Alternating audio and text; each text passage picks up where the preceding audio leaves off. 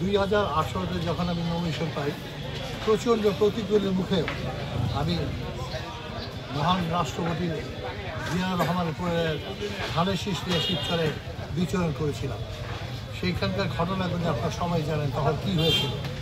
ঢাকা শহরে বহু বড় বড় নেতারা আওয়ামী লীগ সন্ত্রাসীদের হাতে বিদ্রোহ হয়েছে। আমি কীভাবে সময় পার করেছি সেটা আমার সঙ্গে যারা ছিল তারাই জানে।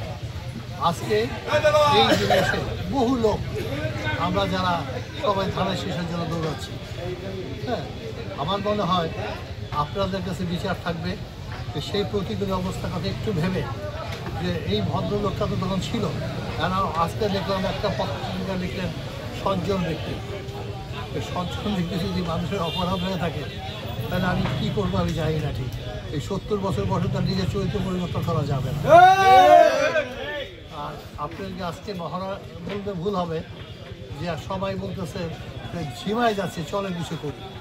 এই একেবারে কয়েক ঘন্টা নোটিশে আপনারা দেখছেন যে কী পরিমাণ স্বতঃস্ফূর্ত লোকজন আমার সঙ্গে থাকে, এবং আমি যেখানে যাই মানুষ আমার সঙ্গে পাগলের মতো ছুটে এটা মধ্যে আপনারা দেখতে পেয়েছেন। আজকে তারই একটা বহিঃপ্রকাশ। দেশনেত্রী খালেদা জিয়া যা বলবেন আমরা তাই শুনবো, তারেক রহমান সাহেব যা নির্দেশ দেবেন আমরা তাই করব।